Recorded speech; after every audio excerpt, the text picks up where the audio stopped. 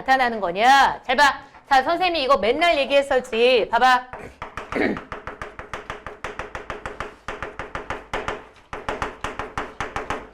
자, 고전수필의 대화 구조라는 건 어떤 거라 그랬었더라? 두 명이 나와. A라는 애랑 B라는 애가 있으면 한 명은 어떤 거냐? 고정관념이나 그리고 그 다음 무슨 인식?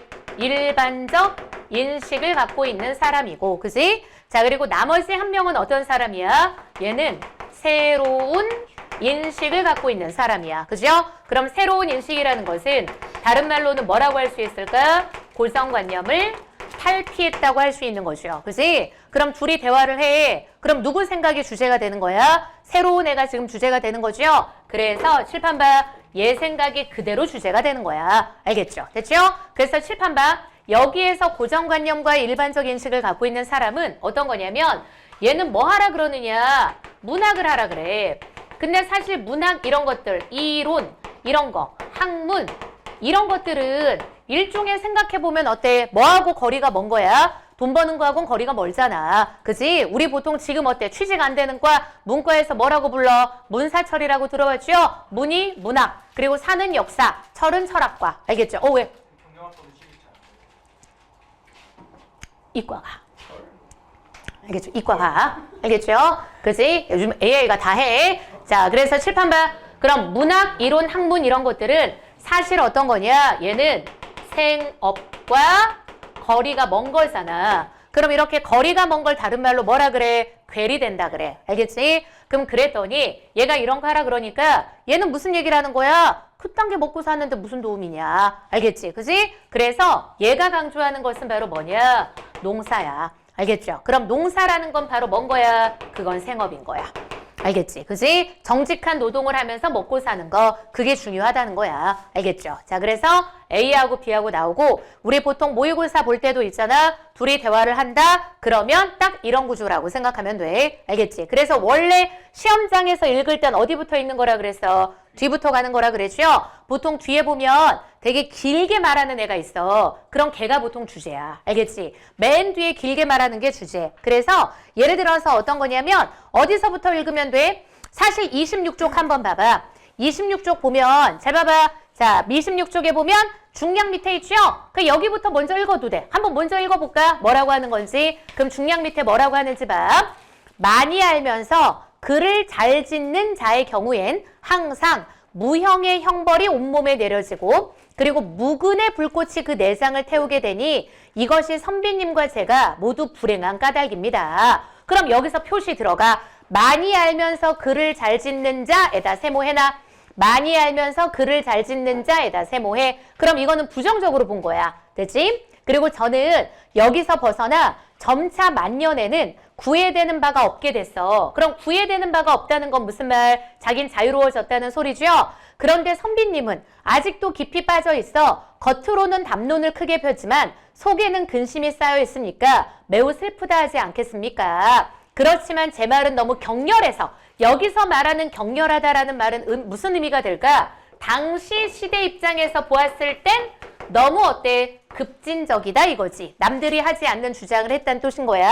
후세에 전할 수가 없으니까 선비님은 듣기만 하소서. 나는 그 사람을 기이하게 여기고 논의를 슬프게 여겨 전하지 말라는 경계를 따르지 않고 이 길을 쓴다. 그럼 무슨 말? 전하지 말라 그랬는데 본인은 전한다는 거야. 근데 사실 칠판 봐. 논의를 슬프게 여긴다는 말의 의미가 이 생각이 틀렸다는 게 아니야. 알겠죠? 이 생각이 어때? 너무 현실적으로 맞아서 그게 슬프다는 뜻인 거야. 알겠지? 그지? 약간 이런 느낌하고 똑같은 거야. 봐봐. 선생님이 국문학과를 나왔지만 국문과 가겠다는 애들 보고 뭐라는 거? 미친 짓 하지 마라. 라는 말하고 똑같은 거야. 알겠지? 왜? 인간이 할 수 있는 영역이 그래도 그쪽엔 있어요. 알겠지? 쌤이 그 말을 했는데 제가 생각하는데 갑자기 문과 구문하고 그런 일 발생하지 않아. 알겠죠? 그지? 그런 일 발생하지 않아. 그지? 이과. 웬만하면 이과 가요. 그지? 근데 잠깐만, 문과 가도 돼. 옛날에 봐봐봐. 생각해봐. 영국 같은데 귀족들은, 봐봐. 귀족들은 다 뭐 전공하니? 영국의 귀족들은 대부분 다 무슨 과 나왔어? 예를 들어서 막 옥스퍼드. 막 이런 데 보면은 대부분 나온 과가 어떤 거야? 영문과 이런 거야. 알겠지? 막 헐리우드 배우들 중에도 보면은 되게 집안 좋은데 옥스포드 나오고 이런 애들 있단 말이야. 그럼 그런 애들 다 전공 어떤 거야? 영문과야. 왜? 돈 안 벌어도 되니까. 알겠죠? 그죠? 돈 안 벌어도 되면 국문과 가도 돼. 알겠지? 왜? 백석대 이과대, 성균관대 문과. 근데 그건 비교할 수 없어. 알겠지? 그지? 아니 왜 그 두 가지를 비교해? 성균관대 문과를 갈 수 있을 정도면 백석대하고 비교를 하지 않고 그 밑에 있는 어디 다른 학교하고 비교를 해야지. 응. 됐지? 자, 그럼 봐봐. 잘 봐. 지금 봐봐봐. 이게 까발려지지 않아서 그렇지 한 5, 6년 전만 해도 우리 제자들 중에 보면 연대 경영학과 갔다. 그럼 연경 그러면은 진짜 완전 쩌은 거잖아. 공부 진짜 잘하는 거잖아. 근데 지금은 있잖아. 솔직히지 연경의 위상이 이게 위치적으로 커트라인적으로 엄청 많이 내려와 있어 지금. 근데 그걸 사람들이 모르는 거야 지금. 어른들은 그걸 잘 모르는 거야.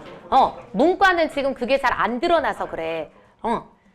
그래서 정신 똑바로 차리고 그냥 이과 가. 알겠죠? 정신 똑바로 차리고. 그러니까 봐봐. 수학을 못해도 이과를 가야 돼요. 과학을 못해도 그냥 이과를 가야 돼. 알겠지? 그냥 죽이 되든 밥이 되든 미래에 나한테 맡겨놔 그냥. 그 미래에 나한테 맡겨놔요 그냥. 알겠죠? 응? 자 봐봐. 자 그럼 이제 앞으로 갈 거야. 자 25쪽으로 와. 25쪽으로 갈 거야. 자 그럼 가보자. 잘 봐. 자 온돌방을 마주한 곳에 상인들이 무리지어 쉬고 있었는데 밤이 깊어지자 한 상인이 술에 취해 말하는 소리가 제법 오래 들렸으나 나는 알아듣지 못했다. 사기 100이 전으로 끝마쳤는데 한 번 소리내서 읽을 적에 음절이 유리하고 구두를 떼는 게, 구두라는 게 무슨 말인 거냐면 쉼표, 마침표 이런 걸 구두를 뗀다 그래. 알겠죠? 그러니까 우리가 봐봐. 문장 끝나는 거랑 문장 쉬는 거랑 이런 것들이 굉장히 명확하게 잘 됐다는 거야. 분명했다. 100이 전에 아멸지사는 세상에 나아가고 물러가는 것에는 때가 있다. 이러한 부류의 이름이 민멸되어서 일컬어지지 않으니 슬프구나. 여항의 사람이, 여항이라는 것은 무슨 뜻이냐면 일반 백성들이 사는 곳을 여항이라 그래. 그래서 여항은 권력이 있고 지위가 높은 사람이 아니고 일반인이야. 사람들이 품행을 갈고 닦아 이름을 드날리고자 한다면 청운지사에 의탁하지 않고서 어떻게 후세의 이름을 전할 수 있겠는가? 라는 구절이 일어서는 어조가 격렬하고 오열해서 거의 목소리가 끊어지는 것 같았대. 그러다가 다시 말소리가 처량해져서 마치 비파를 타고 차가운 물방울이 떨어지는 듯 했다. 주기법 나오죠? 놀라고 의아해서 급히 일어나서 쫓아가 보니까 다만 쑥대머리를 한 객 4명만이, 객이 바로 뭐야? 여기에서 손님, 그지? 그런 객 4명만이 고요하게 있어. 그럼 누가 읽었냐고 물으니까 방금 전에 100이 전을 읽은 사람이 말해. 접니다. 저는 지난해 사는 박시성을 가진 사람이야. 이름과 문벌은 말하지 않겠지만 지금은 뭐라고 있어? 채를 만들어 파는 일에다 미출구어. 그지? 그래서 봐봐봐. 농사도 생업인 거고 여기 B에 나와 있는 지금 여기 이 사람은 뭐라고 있어? 만드는 일을 하고 있는 거죠? 그지? 그래서 우리 아까 사농 공상 중에서 뭐에 해당하는 거야? 공에 해당하는 거야. 그지? 그래서 공도 어차피 뭐가 돼? 생업인 거잖아. 그지? 얘는 지금 생업에 종사하는 사람인 거야. 됐죠? 그럼 내가 꾸짖으며에다 미출고. 너무 중요해. 그럼 봐봐. 나는 어떤 사람이야? 이쪽에 있는 사람이야. 알겠지? 그럼 얘가 얘를 꾸짖은 거야. 야, 너 책을 그렇게 잘 읽고 그 뜻을 알 수 있을 정도면 공부를 해야지 왜 이걸 하고 있냐? 라는 뜻에서 이렇게 꾸짖고 있는 거야. 그래서 내가 꾸짖으며 말해. 아니 그대는 분명 사대부의 후예로 직위가 있고 직이라는 게 무슨 말이야? 지금 여기에서 뜻과 기운이 있다는 뜻인 거야. 그리고 글을 잘 지을 거야. 진실로 가난을 근심한다면 어찌 젊어서 먹고 살 방도를 채를 만들어 파는 데서 찾는단 말이요. 그럼 밑줄 그어봐. 이 말의 의미는 뭐야? 먹고 살 방도를 여기서 찾는 게 아니라 너가 능력이 있으니까 여기서 찾아서 뭐 하면 된다? 과거 급제하면 된다 라고 얘기를 한 거야. 나는. 알겠지? 너는 지금 이 물건 만드는 걸 하는 게 아니라 공부 열심히 해가지고 과거 급제해가지고 먹고 살 길을 찾으면 되잖아 라고 얘기를 한 거야. 됐지? 그랬더니 객은 안색이 변해서 오랫동안 있다가 빙그레 웃으며. 그럼 안색 바뀌었다는 것은 얘 말 듣고 약간 좀 마음이 좀 상한 게 있겠죠? 그렇지만 다시 마음의 평정을 찾은 거야. 그리고 웃으며 말해. 잘 봐. 저는 과거 시험에 이미 여러 번 떨어져 아버지는 늙어가고 아이는 성장하니 과거를 그만두지 않으면 끝내 추위와 배고픔으로 죽을 듯 했다.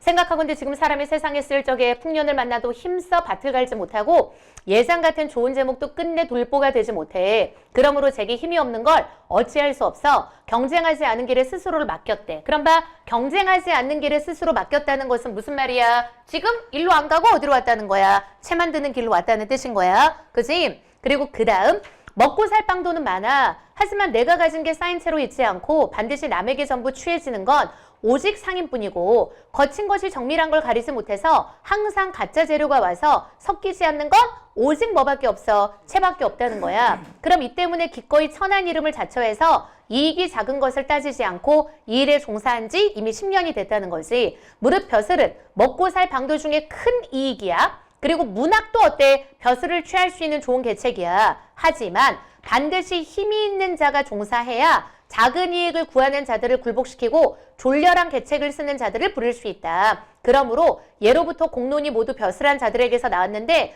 스스로 바르다고 하면서 남을 잡스럽다고 하고 스스로 귀하다고 하면서 남을 천시했으니까 그 외 사람들은 또한 머리를 조아리고 수용하면서 끝내 감히 언성을 높이지 못했습니다. 그럼 이 문장은 결국 어때? 벼슬하는 자들에 대한 무슨 태도가 나타나? 비판적 태도.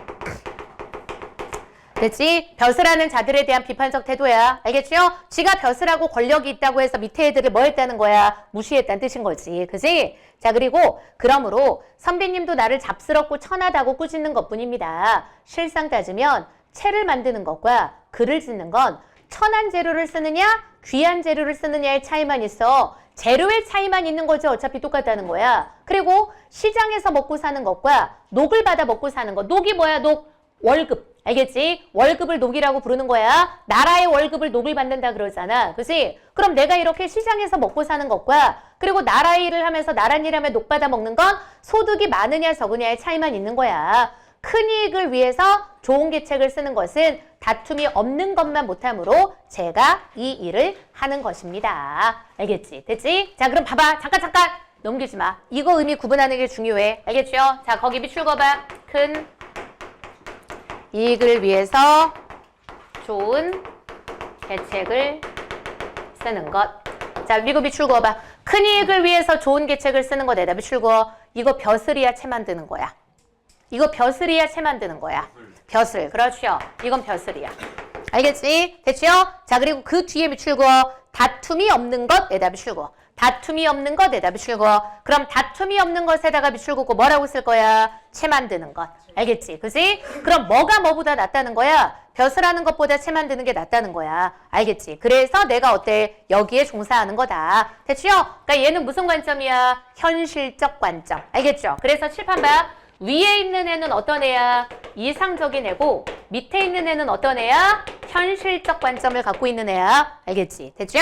자, 그 다음 26쪽으로 갑니다. 그래서 내가 말했어. 그대 말을 통달했네. 그런데 그대 또한 글을 지을 줄 알기 때문에 이런 걸 아는 거다. 그러니까 너도 지식이 있으니까 이런 모든 걸 아는 거다. 글을 지을 줄 몰랐다면 이런 깨달음도 없을 건데 깨달음이 없다면 천할 뿐이니까 문학을 비루한 일이라고 무시해서야 되겠는가? 라고 하니까 눈썹을 치켜 올리고 불끈 주먹을 주고 3번 일어났다 다시 앉았다 하면서 말했다 하고 밑에 말이 아까 우리 읽었던 거야. 알겠죠? 됐죠? 오케이? 그래서 결국 칠판봐 둘이 대화를 하고 요 위에 있는 애는 어때? 얘 생각을 당연히 뭐하다고 생각해? 현실적으로 옳다라고 여기는 거죠. 알겠지? 그지? 그래서 양쪽의 입장 차이가 나타나는 거고 이거 언제가 배경이라 그랬어? 아까 조선 후기. 그지? 그러니까 조선 초기나 중기는 다 이쪽이잖아. 근데 후기로 갈수록 어때? 선비들이 무슨 생각을 하게 됐다는 거야? 요쪽 생각을 하게 됐다는 거야. 알겠죠? 왜냐면 봐봐. 초기는 그나마 괜찮아. 근데 중기 후기로 갈수록 우리 한국사 배우면 어떠니? 나라가 점점 썩어가죠. 정치판은 점점 어떻게 더러워져 가는 거지. 그치? 그러니까 요 판에 있는 것보다 차라리 뭐가 낫겠다? 여기 있는 게 낫겠다. 라는 생각을 하는 선비들이 많아지게 됐다는 거죠. 됐죠? 자, 그래서 요렇게 해서 가달락, 나달락 본 겁니다. 됐지? 자, 그리고 그 다음 어디로 가냐? 자, 뒤로 갑니다. 자, 이제 뭐냐면 거기에 지금 뭐가 있느냐? 우리 뭐부터 볼 거냐면 시를 먼저 볼게. 시간 쉬우니까 시를 먼저 볼게요. 자, 몇 페이지? 32쪽 한번 봐. 32쪽 한번 봐. 원래 있잖아. 잘 봐. 모의고사 풀 때 보면 32페이지에 가달락에 보면 뭐가 나타나느냐? 거기에 이론에 대한 얘기가 나와. 원래 내가 모의고사 풀 때는 이건 안 읽고 푸는 거야. 별로 중요하지 않아. 알겠지? 이거 읽을 필요가 없어. 작품 해설만 읽는 거야. 보기도 작품 해설만 읽는 거. 이거 안 읽어. 다 필요 없고 어차피 뭐냐면 정답의 근거는 당연히 어디야? 지문 내에서 나와야 돼. 알겠지? 그지? 이 가달락이 별로 중요한 거 아니야. 됐죠? 자, 그래서 우리는 바로 어디로 갈 거냐? 나달락에 있는 시로 갈 겁니다. 됐지? 박성용 시인의 처석이라는 작품. 자, 그럼 잘 봐봐.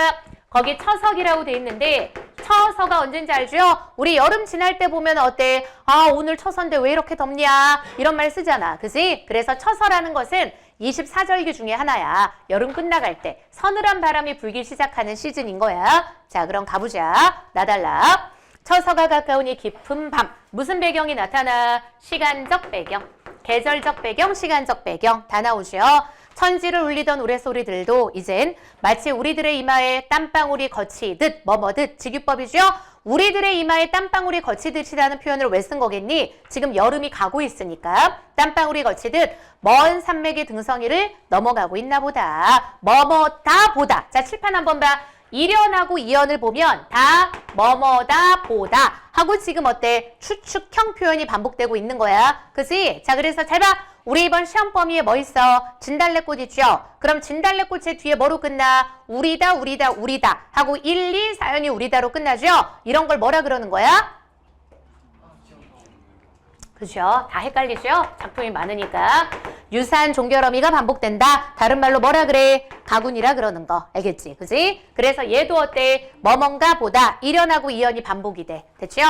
자, 그리고 이연. 역시 나는 시적 활자가 표면에 등장한 거야. 자정을 넘어 시간적 배경. 이 새벽의 나른한 시간까지는 고단한 꿈길을 참고 견뎌야만 처음으로 가을이 이 땅을 찾아오는 벌레 설레이는 소리라도 듣게 되나 보다. 그럼 잘 봐봐. 가을이 이 땅을 찾아온다 그랬으니까 무슨 법이야? 의인법인 거죠.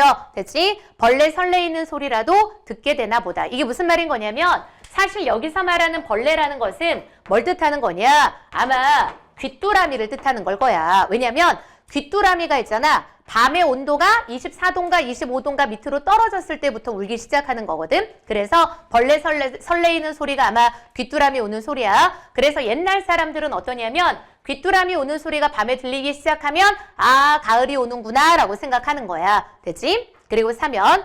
어떤 것은 명조실같이 빛나는 시름을 직유법이죠. 또 어떤 것은 제깍제깍. 그럼 제깍제깍하고 뭐 나와? 음성상징어, 의성어 나오죠. 녹슨 가위 소리로. 또 어떤 것은 또 엷은 거미줄에게라도 걸려서 같은 구조가 위에서 반복되고 있었죠. 파닥거리는 신용으로 들리게 마련이지만 그럼 봐봐. 어떤 건 시름으로 들리고 어떤 건 가위 소리로 들리고 어떤 건 파닥거리는 신용으로 들려. 그러니까 다 다르게 들릴 수도 있다는 거죠. 그래서 그런 것들은 벌써 어떤 곳에서는 깊은 우물을 이루기도 하고 그럼 우물에다 동그라미에 그리고 손이 시릴 만큼 차가운 개울물 소리를 이루기도 했다. 개울물 소리에다 동그라미에. 됐지? 그러니까 이게 무슨 말인 거냐면 칠판 봐.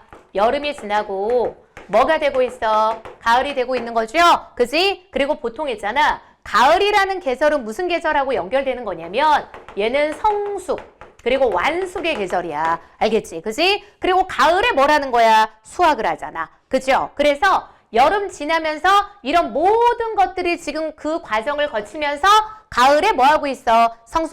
성숙으로 가고 있다는 뜻인 거야. 그리고 그 다음 처서 가까우니 깊은 밤 나는 아직은 깨어있다가 저 우레소리가 산맥을 넘고 설레이는 벌레 소리가 강으로라도 바다로라도 다 흐르고 말면 그 맑은 아침에 비로소 잠이 들겠다. 그럼 봐봐. 지금은 잠을 못 자는 거야. 왜? 가을 오는 거에 나도 뭐 하게 되어서 설레게 돼서. 알겠죠?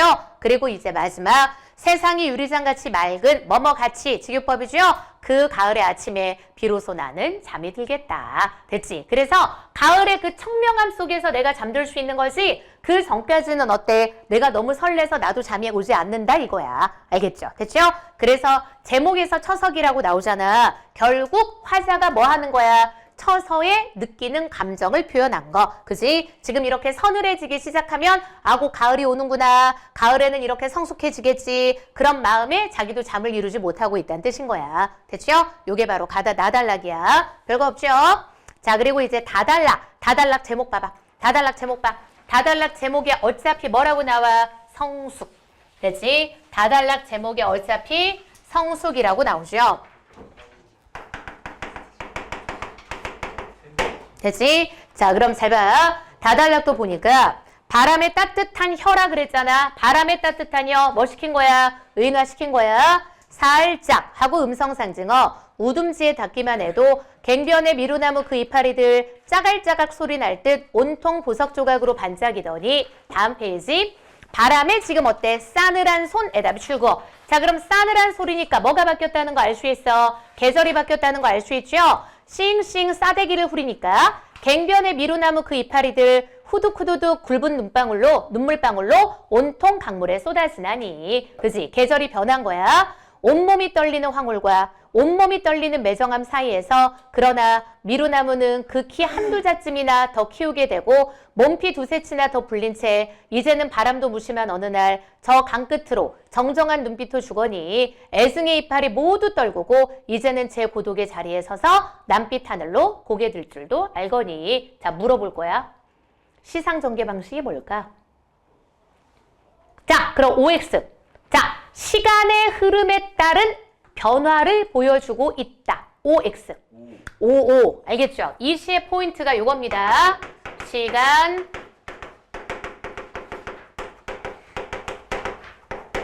흐름에 따른 변화를 보여주는 거. 얘가 바로 이 시의 포인트인 거야. 알겠지? 어떻게 해서 시간 흐름에 따른 포인트가 되는 거냐면 맨 처음에는 따뜻한 바람이랬잖아. 그럼 아마 따뜻한 바람이니까 언제였겠어? 봄이야, 봄. 됐지? 그리고 이연으로 가니까 어때? 바람에 싸늘한 손이야. 싸대기를 후려. 그리고 막 붉은 막 눈물방울로 쏟아지는 거야. 그럼 이게 뭐냐면 사실 봐봐. 빗방울이 되게 뭐라고 해야 되지? 붉은 빗방울이 내리는 계절이 언제야? 장대비. 장대비 언제야? 여름. 알겠죠? 장대비가 여름이야. 그리고 나무가 언제 많이 자라는 거야? 여름에 많이 자라잖아. 됐죠? 그리고 그 다음 사면으로 가. 그래서 여름 지나면서 어때? 얘가 성장하는 거죠? 가을도 지나고 그리고 이제 마지막에 어때? 바람도 무심한 날이야? 이파리가 떨어져. 언젠 거야? 가을, 겨울 되면서 이파리 떨어지는 거지? 그죠? 그리고 이제 고독해지는 거고 남빛 하늘로 고개 들 줄도 알거니. 됐죠? 그래서 칠판 한번 봐. 잘 들어. 여기 나와 있는 잘 봐. 시간 흐름에 따른 변화가 누구의 모습인 거야? 미루 나무의 모습인 거야. 이게 누구하고 똑같다고 생각하면 되느냐? 인간하고 똑같다고 생각하면 돼. 알겠지? 미루나무의 모습이 뭐랑 똑같은 거냐? 인간이랑 똑같은 거야. 알겠죠? 그럼 칠판 한번 봐. 잘 들어. 봄, 여름, 가을, 겨울을 거치면서 미루나무가 뭐 하는 거야? 성장하는 거지. 그죠? 그럼 잘 들어. 인간, 봐봐. 원래 있잖아. 인간의 삶을 뭐에다가 비유하냐? 계절에다 비유를 해. 알겠죠? 그럼 봐봐. 봄하고 연결되는 건 바로 뭐야? 탄생하고 이런 것들이야. 그리고 여름이 바로 뭐냐면 우리 인생에서 뭐에 해당하는 거? 청춘에 해당하는 거야. 됐지? 자, 그리고 가을이 바로 뭐가 돼? 우리 이런 걸 뭐라고 하냐? 저물어가는 시기라 그래서 뭐? 황혼기라고 부르는 거야. 그리고 그 다음 겨울하고 연결되는 게 바로 뭐가 되는 거? 죽음하고 연결되는 거. 알겠지? 그치? 그래서 보통 있잖아. 봐봐. 인간의 삶을 계절에다가 비유하고 인간의 삶을 나무의 변화에다 비유를 합니다. 알겠죠? 됐죠? 그래서 봐봐. 어떻게 생각하면 잘 들어. 나이 들어가는 걸 어떻게 느낄 수도 있어? 서글프게 느낄 수도 있죠? 근데 이 시에선 그걸 어떻게 본 거냐? 나이 들어가는 걸 뭐라고 생각한 거야? 성숙이라고 생각하면서 어때? 긍정적으로 바라보는 거야. 알겠지? 됐지? 오케이? 그래서 마지막 연에 봐라. 고독의 자리에 서서 남빛 하늘로 고개 들 줄도 안다는 것 자체가 바로 어때? 성숙한 모습이라고 생각하면 돼. 알겠죠? 됐지? 그래서 미루나무가 성장하는 모습이 결국 인간이 뭐하는 모습하고 똑같다? 성숙하는 모습하고 똑같다 라고 생각하면 됩니다. 알겠죠? 됐지? 요 정도만 알고 있으면 돼. 됐죠? 모의고사는. 자, 그래서 43번, 45번 다 스스로 풀어보는 겁니다. 자, 앞으로 다시 가요. 자, 그 다음 뭐냐? 32쪽으로 다시 가봐. 거기 얘를 먼저 볼 거야. 42번. 42번에 보기. 42번에 보기를 먼저 읽을 겁니다. 자, 작품 해설을 먼저 보는 거라 그랬죠? 그지? 자, 그래서 거기 봐. 산업화에 따른 농촌 변화의 변화래. 그지? 그래서 여기 봐. 이걸 바탕으로 작품에서 확인할 수 있는 시대상 보라 그랬잖아. 그럼 보기 딱 봐. 70년대야. 산업화 통해서 한국의 경제성장 이면에 뭐가 있어? 농촌사회의 구조적 붕괴가 있어. 일단 농촌 내부 뭐니? 고리대금으로. 고리대금이 뭔지 알죠? 고리대금이 뭐야? 몰라요. 고리대금업이 뭘까? 사채 같은 거. 높은 이자로 뭘 빌려주는 거? 돈 빌려주는 걸 고리대금업이라 그래. 자, 그래서 칠판 봐. 잠깐. 고리대금이라고 할 때 고가 무슨 고자 같아? 높을 고자. 리가 바로 뭐냐면 이게 뭐야? 이익할 때 그 리자야. 원래 리야. 이거 원래 리인데 둔 법칙 따라서 얘가 글자 맨 앞에 오면 이가 되는 거야. 됐죠? 높은 이자로 돈 빌려준다. 그래서 대가 무슨 대자냐? 빌려주는 거야. 알겠지? 돈을 빌려준다는 뜻인 거야. 고리대금업. 일종의 사채 같은 거라고 생각하면 돼. 그지? 그럼 이렇게 농촌 내부에선 있잖아. 고리대금으로 자본을 축적한 소자본가들에 의해서 공동체의 균열이 초래되었다. 그리고 이들은 이자를 감당하지 못하는 영세 농민의 경제적 우위를 점하였고 공동체로서의 유대감보다 이익을 우선하는 태도를 보임에 따라 구성원의 신뢰관계를 와해됐어. 와해됐다는 게 무슨 말? 무너졌다는 거. 알겠지? 자, 그 다음 한편 끊어. 도시자본의 유입이 중개인을 통해서 가속화가 되어서 농촌의 토지는 헐값에 계약이 되었고 농촌 소자본가는 자본의 논리만을 따르는 도시자본의 거래 조건에 예속되는 등 도시자본의 하부기재로 전락하게 되었다. 그러니까 결국 무슨 말이야? 70년대 농촌에서 못 가진 사람들이 더 뭐하게 돼? 피해를 보게 되었다 이 뜻인 거야. 됐지? 자, 그럼 이제 이걸 바탕으로 근데 봐봐. 소설이 좀 헷갈려 이게. 그래서 이해를 똑바로 해야 돼. 자, 그럼 앞으로 가봐. 자, 앞으로 가. 자, 혹 말이다. 잘 들어. 너 어떤 친구가 못 살게 돼서 집 맡긴 걸 맡긴다 치자. 그럼 이게 무슨 말인 거냐면 잘 봐. 집 같은 걸 맡긴다는 게 무슨 말인 거냐면 집을 담보 잡혀서 뭔가 돈을 빌린다고 해보자 이 뜻인 거야. 됐죠? 우리 돈 빌려줄 때 그냥 빌려주니 담보가 있어야 되는 거죠?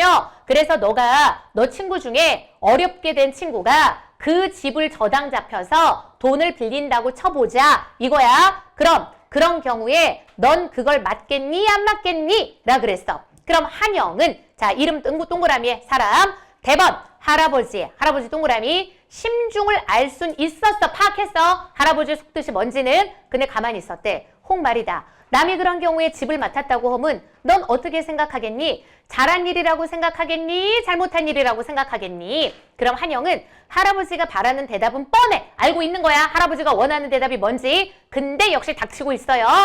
니까짓게 뭘 알겠다고 묻는 내가 틀렸지 하고 두식 영감은 그럼 잘 봐봐. 두식 영감이 할아버지고 그 밑에 있는 한영이라는 게 두식 영감의 뭡니까? 손자가 되는 거죠. 읽으면서 인물관계 체크하는 거야. 됐죠? 두식 영감은 잠시 입을 꽉 다물고 있다가 너 어서 쌀 두어 말 퍼갖고 가서 걔네 빚진 돈이 얼마고 별리는 얼마고. 그러니까 별리가 칠판 한번 봐. 별리 요게 뭐냐? 이자. 알겠지? 그지? 별리는 얼마고 갚을 자는 언젠지 소상히 알아갖고 오너라 라고 한 거야. 알겠죠? 그죠? 그래서 지금 이게 뭐냐면 봐봐. 이 두식 영감이 바로 뭐 하는 사람인 것 같아요? 고리대금. 알겠죠? 그죠? 그래서 친구네가 있는데 걔네가 이제 돈 빌린 게 있나 봐요. 그죠? 그래서 거기 가가지고 뭐 하러 갖고 오라는 거야? 쌀 두어 말 퍼갖고 오라는 거 가라는 건 무슨 말이냐? 좀 도와주는 척 하면서 정보를 캐갖고 와라. 이 말인 거야. 알겠지? 그지? 그리고 그 다음 암만 생각해봐도 그 집을 딴 사람한테 넘어가게 하는 이보다 내가 맞는 편이 나을 거다. 내가 뭐 집이 탐나서 차지하려는 건가? 걔 사정 봐서 맞는 거니 누가 뭘 하려고. 그리고 그 구렁이 같은 김주사가 아무리 담보물을 자기 걸로 만들지 않는다지만 이번에는 이문이라는 게 무슨 말? 이윤. 알겠지? 이문이 이윤이야. 이문이 많이 붙을 것 같으니까 빚을 못 갚으면 못 견디는 척하고 자기 차지로 할 게 뻔해. 그럴 바에야 내가 맞는 게 도리지. 도리고 말고 아마 지하의 재담 영감도 잘한 처사라고 할 거라 하고 두식 영감은 돋보기를 끼고 신문을 집어들어. 그리고 한영이가 돌아올 때까지 줄곧 신문에서 눈을 떼지 않았다. 춘길이한테 다녀온 한영이에게서 빚진 돈은 60만 원이고 오픈 오리 이자에다가 반제 날짜가 뭐야? 변제. 그지? 돈 갚아야 되는 날짜인 거야. 그럼 돈 갚아야 되는 날짜는 언제냐? 이달 열 아흘의 날이라는 보고를 받았대. 자, 그럼 잘 봐. 인물 정리해보자. 자, 칠판 한번 봐. 잘 들어. 두식 영감의 손자가 한영이야. 그럼 얘가 지금 뭐라는 애야? 고리대금업을 하는 애야. 됐죠? 자, 한영이 친구가 있어요. 한영이 친구 이름이 누구야? 춘길이야. 알겠지? 그지? 근데 그 춘길이네가 뭘 진 거 같아? 빚을 진 거예요. 근데 잘 들어. 얘가 얘한테 빚진 게 아니야. 알겠지? 아마 얘한테 빚진 사람이, 얘가 누구한테 빚진 거 같아? 김주사. 알겠죠? 거기에 보니까 A 세로 줄에 누구 나와 있어? 김주사라는 사람이 딱 나와 있죠? 됐지? 자, 그래서 칠판 봐. 내용 파악 똑바로 해. 이렇게 되는 거야. 김주사가 얘네 집에 뭘 한 거야? 돈을 빌려준 거야. 알겠지? 그지? 그리고 그 다음 봐. 그럼 춘길이네는 그 돈을 못 갚고 있는 상황인 거죠? 그지? 그럼 그 상황에서 아마 김주사가 이럴 수 있다는 거죠. 지금 못 이기는 척 하면서 자기가 빌려준 돈 대신에 춘길이네 뭘 갖고 갈 수 있는 거야? 집을 갖고 갈 수 있는 거야. 알겠지? 그지? 오케이? 옛날에는 이렇게 집 뺏기는 사람 많았어. 땅 뺏기고 집 뺏기고. 됐죠? 그래서 그걸 갖고 갈 수 있는 거야. 그래서 그 상황에서 자, 칠판 한번 봐. 두식 영감의 내면은 어떤 거냐? 저기 김주사가 집을 갖고 가게 하느니 내가 어때? 그 돈을 갚아주고. 알겠죠? 그지? 그럼 그 돈을 갚아주고 자기가 뭐가 되는 게 낫겠다?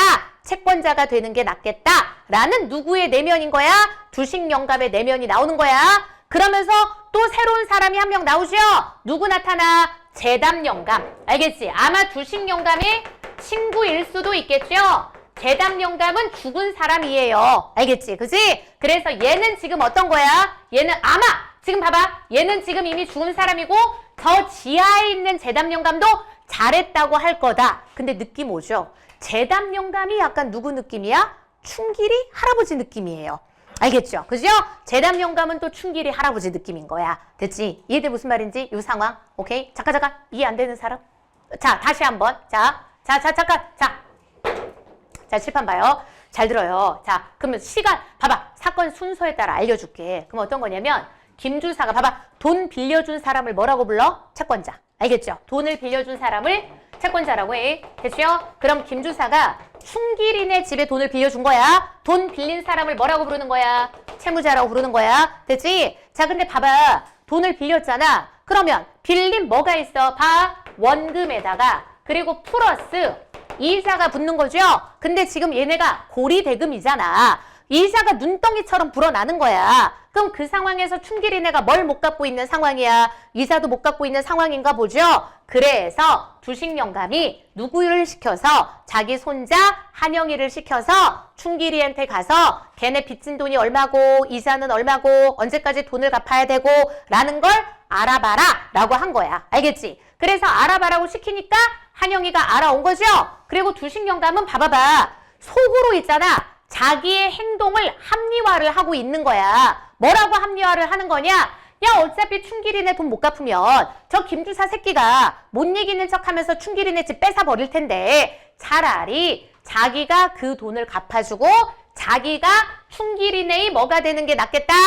채권자가 되는 게 낫겠다 라고 생각을 하는 거야. 그래서 그렇게 하는 걸 누구도 재담 영감도 오히려 그게 낫다고 생각하겠지? 라고 속으로 자기를 합리화하는 거예요. 오케이? 그럼 느낌상 재담 영감은 아마 춘길이 할아버지일 수 있을 것 같아요. 됐죠? 이해됩니까? 무슨 말인지? 됐죠? 오케이? 자, 그럼 이제 밑에 봐. 자, 그 다음 쓸개 빠진 놈 같으니라고 많이도 냈었군. 그리고 뭐 별리가 오부 올이라고?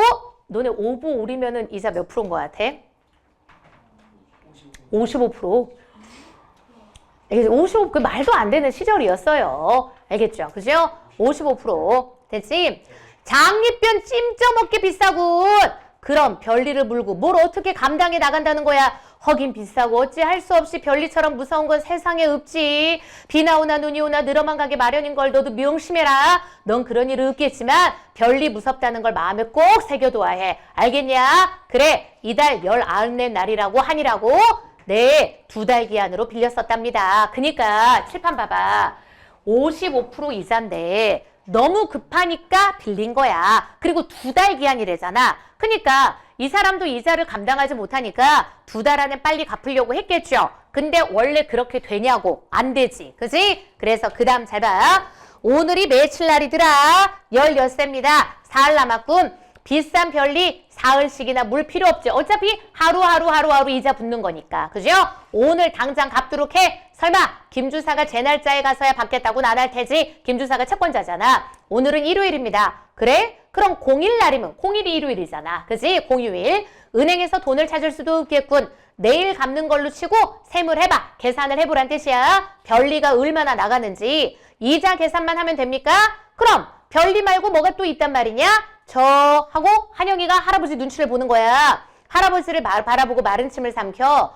저 어쨌단 말이야? 저 춘길이한테도 얼마 떨어져야 하지 않겠습니까? 그럼 한영이는 누굴 생각해? 지 친구를 생각하는 거야. 그치? 춘길이한테 얼마 떨어져야 하다니? 다음 페이지. 자, 그 다음 돈 한 푼 없이 당장 어떻게 살아갑니까? 집도 없이. 아, 그럼 알겠다. 칠판 한번 봐. 주식 영감도 나쁜 새끼인 건 똑같아요. 알겠죠? 그죠? 어떤 거냐? 그냥 채권자가 아니라 뭐가 되는 거야? 대신 이자랑 집이랑 다 갚아주고, 이자랑 원금 다 갚아주고, 집은 지가 갖고 가려고 하는 거야. 알겠지? 그지? 나쁜 놈이죠. 그죠? 그리고 그랬더니 한영이가 친구 생각하는 마음에, 아니, 얘네 이제 집도 없이 내쫓게 생겼는데, 뭐라도 좀 도와줘야 되는 거 아닙니까? 라고 한 거야, 할아버지한테. 됐지? 그랬더니, 그럼, 우리가 매겨 살리기라도 해야 한다는 거냐? 걔한테 돈 한 푼 없는 건 당연해. 그래갖고 돈이 붙어 있겠니? 재물은 영물이야. 사람을 보고 붙어 있기도 하고 달아나기를 버리기도 하는 거야. 완전 피도 눈물도 없는 사람이죠? 그지? 앞으로 운막이라고도 우리고 좌판 장사라도 할 미천이 있어야겠다던데 겠다던데요. 칠판 봐. 들은 걸 전달. 알겠죠? 그죠? 한영이도 얘한테 들은 이야기를 전달한 거야. 그러니까 춘길이도 그거죠. 그래, 우리 다 집도 다 뺏기고 하는 거니까 조금이라도 좀 도와줘라. 운막에서라도 살고 좌판 장사라도 해야 되니까 라고 했나 봐. 아니야. 좌판 장사고 뭐고 이제 이 구장에서 못 살아. 무슨 낯짝을 들고 얘서 산단 말이냐? 그니까 한 여기서 지금 주식 영감 생각은 그걸잖아. 야, 걔네는 무슨 낯짝 들고 이 동네에서 살겠대, 쪽팔리게. 그치? 다 망해가지고 지금 집에서 쫓겨나는 상판인데. 됐죠? 아니, 어쨌든 얼마만큼 돈을 발해서 할아버지를 찾아뵌 게 아니겠습니까? 그럼 사건 정리해. 이런 거 시간 순서 문제 낼 수 있잖아. 지금 춘길이가 먼저 누굴 찾아왔었던가 봐. 주식 영감한테 먼저 찾아왔었나 봐. 알겠지? 그지? 그랬더니 주식 영감이 한영이를, 얘가 간 다음에 한영이를 시켜서 정확한 사정을 알아보고 오라고 한 거야. 알겠죠? 됐죠? 자, 그리고 그 다음. 지금, 아니, 집 넘어가는 거야. 그냥 내버려둬도 넘어가는 거 아니겠습니까? 그지? 맞잖아. 야, 칠판 봐봐. 봐봐. 아니, 춘길이가 주식 영감을 찾아온 건 뭐냐면 지금 이미 집이 넘어가게 생겨 있어. 그럼 그 상황에서 지금 어때? 여기 집 넘어가는 거 집 갖고 가고 어느 정도 좀 도움을 달라 이거잖아. 그치? 근데 지금 이 새끼는 뭐 한 거야? 집 갖고 가고 도움은 안 주겠다는 뜻인 거야. 알겠죠? 그죠? 그러니까 얘가 의도한 바하고 다른 거지. 그리고 한영이도 어때? 아니, 집을 갖고 가면서 얘한테 도움 하나 안 줄 거면 그러면 그거는 너무 인정이 아니라고 생각하는 거야. 알겠죠? 그죠?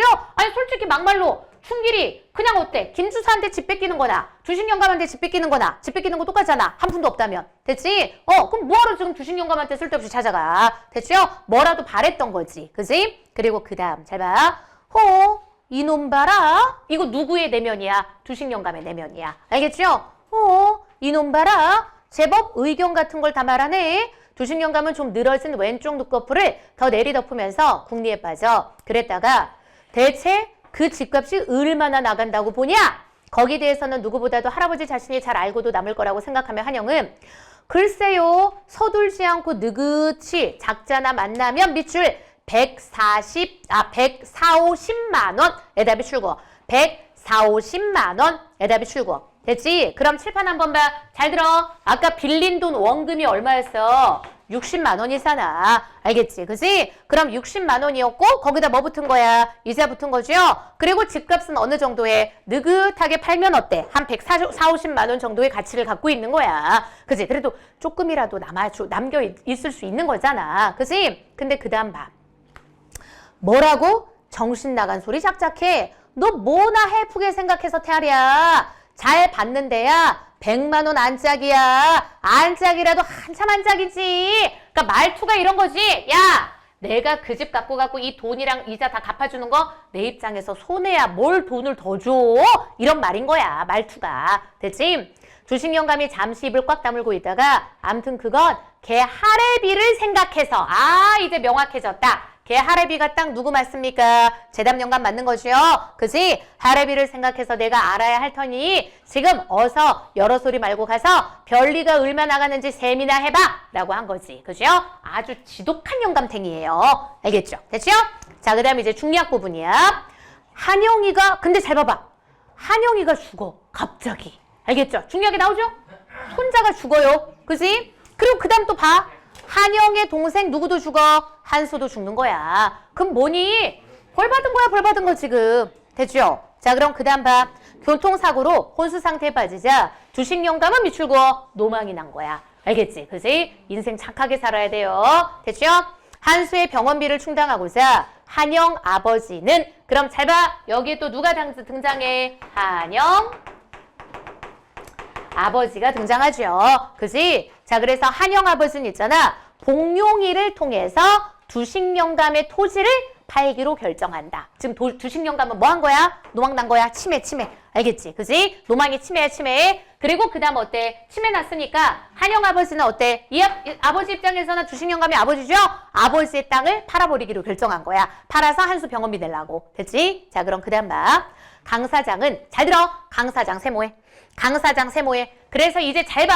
강 사장이 뭐라고 생각하면 되냐? 도시 자본이야. 알겠지? 그지? 강 사장이 도시 자본이라고 생각하면 돼. 됐죠? 아까 우리 보기 읽었죠? 고리대금업자 있고 그리고 누가 또 끼어드는 거야? 도시 자본이 또 끼어드는 거야. 알겠지? 그지? 자, 그래서 강 사장은 복룡의 얘기를 들어가면서 부산이 속으로 어때? 주파나를 튀기고 있어. 주판이 뭔지 알죠? 그지? 자, 주파나를 튀기고 있는 거야. 잠깐 모르는 사람 있어요? 주판 다 알죠? 그치? 너네 주판학원 이런 거 안 다녔잖아. 선생님 초등학교 때 다녔단 말이야. 그래서 초등학교 때 계산할 때 이렇게 여기 책상에다가 이렇게 이런 거 하는 거 TV에서 많이 본 적 있죠? 그치? 그리고 그 다음 봐. 복룡이처럼 유난히 떠벌리는 걸 보니까 저쪽에서 이만저만 다급한 게 아닌 것은 분명히 조금만 더 버티면 아주 싼 값으로도 후려칠 수 있을 것 같은 해답이 쉽게 나왔어. 이거 누구의 내면이야? 강 사장의 내면이야. 닥쳐요. 됐죠? 자, 그리고 그 다음 시계포를 판다지만 하루 이틀에 작자가 나설 것도 아니고 그러다가 삐끗하는 날에는 나만 또 애먹게 되는 거야. 어디까지나 송 회장 일인데 내가 이 이상 속을 태울 필요가 뭐냐. 그동안의 중간 보고도 대충만 했을 뿐 자세한 보고서 작성을 차일피일 미뤄온 것도 문제의 입당 때문이 아니었던가. 그래서 강 사장은 믿져야 본전이다 싶으면서 먼저 매긴 값으로는 안 되겠대. 그게 무슨 말이야? 너무 비싸다 이거야. 알겠지? 나 그거엔 못 산다야. 아무래도 말이 새나가게 될 거고 그렇게 되면 너도 나도 떼를 쓸 텐데 그걸 무슨 수로 막아요? 그러니까 놈보다 1,000원 아래값으로 떼내보시오. 뭐라고요? 사정이 달라졌다고 하나? 이럴 수가 있나? 아니 저쪽에서 달라는 가격 다 주고 사들이라던 때가 언젠데 이런 판국의 최고 매매 가격에다가 500원을 더 얹으라던 건호의 말은 아예 비춰볼 길조차 없었다. 지금 아까 보기에서 나왔던 거 짐작할 수 있겠죠? 뭐냐면 아마 이거 같아. 우리가 봐봐. 70년대부터 뭘 하는 거야? 개발을 하면서, 그지? 그러면서 개발하기 위해서 뭐가 필요해? 땅이 필요하죠?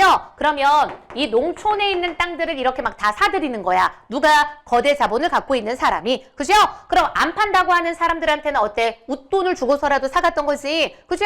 그럼 원래 강 사장이라는 사람이 어땠어? 예전에는 태도가 그랬던 거야. 웃돈 주고서라도 사가겠다고 했었던 그런 태도인 거야. 근데 지금 얘네가 너무 급해진 거잖아. 그지? 그래서 얘도 강 사장이라는 새끼도 알아챈 거죠? 쟤네 되게 다급한 것 같네. 한 번 더 후려쳐? 이런 생각이 든 거야. 됐지? 그래서 강 사장이 어때? 땅값을 후려치고 있는 거예요. 그죠? 그러니까 지금 간 입장에서는 이거 지금 어때? 한영 아버지가 누구 시켰어? 복룡이 시켜가지고 지금 땅 팔라고 한 거잖아. 근데 얘네 입장에서는 무슨 생각이 드는 거야? 아니 저 새끼가 저딴 식으로 나온다고? 이 생각이 드는 거야. 됐지? 자, 그래서 그 다음 봐. 자, 이제 그건 좀 너무하신데요? 복룡이는 난감해. 알겠죠? 그럼 봐봐. 아마 복룡이 하고 같은 편에 있는 애가 누구야? 건호겠죠? 그래서 건호가 복룡이한테 뭐 했었어? 조언을 해줬나 봐. 그지? 야, 돈 더 받을 수 있어. 한 번 좀 더 불러. 건호 한 번도 안 등장했던 애야. 아직 몰라 누군지. 됐지? 그래서 아마 건호가 복룡이한테 지금 조언을 한 거고, 그리고 복룡이도 어때? 그런 생각을 하고 있었는데 뭐야? 이 강 사장이라는 새끼가 오히려 땅을 후려치고 있는 거네. 그지? 그리고 그 다음 그건 좀 너무하신데요. 복룡이는 난감해. 고수머리 뒤통수를 북적북적 긁으며 난색을 보이다가 그럼 이렇게 해봅시다. 네, 500원 귀떼도록 해보죠. 없는 집 팔아서 채워오더라도 네, 한번 해볼 테니 계약금 줘보세요. 라고 한 거야. 그럼 강 사장은 의자 등에 몸을 기대고 고개를 뒤로 젖힌 채 한참 생각에 잠기더니 천천히 몸을 일으켰어. 좋소. 에이구, 내가 이씨 봐서야 양보하지. 뭔 양보는 개뿔. 알겠죠? 됐죠? 그래서 지금 금고에서 내어주는 돈을 받아갖고 나와서 건호네 집으로 가는 복룡이의 걸음은 아까와는 달리 더디었다. 그지? 그 말은 무슨 말? 발걸음이 무거웠다. 이 뜻인 거야. 됐죠? 야, 강 사장이라는 작자 변한 꼴 무섭네. 최영감만 정 같았으면 어림도 없었을 텐데 역시 극성이네 뭐네 해도 최영감이 그 집에 대들보였어. 칠판 한번 봐봐봐. 최영감이 누구겠어? 주식영감. 알겠지? 그지? 오케이? 근데 지금 최영감 어떤 거야? 노망난 거죠? 그죠? 자, 그래서 한영아버지와 건호는 복룡의 말을 듣고 어안이 벙벙해졌다. 건호가 한영아버지를 건너다 본다. 그리고 한영아버지는 눈을 밑으로 떨구고 잠잠히 있어. 그새 이쪽 사정을 알아놨군요. 그죠? 그러니까 그새 이쪽 사정을 알아놨다는 게 무슨 말이야? 졸지 마요. 어떤 거? 얘네가 지금 어때? 다급하다는 걸 안 거야. 그치? 그리고 그 다음 그리고 나서 이미 이쪽에 약점을 잡혔으니까 별 수 없겠습니다. 자네 생각대로 하게 한영아버지는 토지문서와 인장을 내놓았어. 인장이 뭐야? 인감도장이야. 그지? 토지문서하고 인장은 부친이 방바닥에 널어놓고 있는 걸 집어온 것이다. 그지? 방바닥에 왜 널어놓고 있었어? 노막 나갔고. 그죠? 그리고 그 다음 글쎄 그 등등했던 양반. 등등했다는 게 무슨 말이겠어? 아주 멀쩡하고 지금 장난 아니었지? 쌩쌩했던 그 양반이 이걸 갖고 오는데도 멍청이 보고만 계시더라고. 한영아버지의 말소리는 떨리듯 침통하게 울렸다. 알겠죠? 됐죠? 오케이? 그래서 이게 제목이 기가 막혀, 이 소설이. 소설 제목 봐. 제목이 뭐야? 신들의 주사위. 이런 거 들어봤니? 봐봐. 우리 봐봐. 모든 건 뭐라고 해? 우리 골산문학에서 맨날 얘기하는 거. 모든 건 다 뭐야? 운명이라 그러잖아. 그죠? 그래서 그걸 다신말로 하면은 봐봐. 자, 지금 사실 이런 게 다 보통 운명이라고 하는데 또 봐봐. 또 이거 무슨 학자더라? 되게 유명한 사람이 아인슈타인이었나? 누가 한 말 있잖아. 신은 무슨 놀이를 하지 않는다. 주사위 놀이를 하지 않는다. 알겠지? 신은 주사위 놀이를 하지 않는다는 말의 의미가 무슨 말인 거냐면 과학자들이 야, 이딴 거 없어. 모든 건 다 어떤 거야? 과학적이고 논리적이고 이성적인 거야. 그 말의 의미로 신은 주사위 놀이를 하지 않는다 그런 거야. 근데 이 소설의 제목은 뭐야? 신들의 주사위인 거잖아. 그게 뭐냐? 약간 운명의 장난 같은 느낌인 거지. 봐라. 주식영감이 원래 어떤 사람이었어? 남의 거 후려치는 인간이었어. 그죠? 근데 결국 모두 어때? 그렇게 후려치던 인간이 손자 죽었죠. 그리고 한 명은 또 지금 고통사고 나가지고 들어 누워있지. 지는 노망났죠. 결국은 자기가 남의 거 후려치면서 그렇게 재산을 모았는데 이제는 어때? 지가 지금 노망나니까 다른 지독한 인간에게 지금 결국은 후려치는 걸 당하고 있는 거야. 알겠지? 그지? 그걸 보고 야, 이건 진짜 운명의 장난인 것 같다 라는 맥락에서 신들의 주사위라고 표현을 한 거야. 알겠죠? 됐죠? 소설 맥락 이해되지? 그지? 오케이? 자, 그러면 조금 쉬었다가 하겠습니다.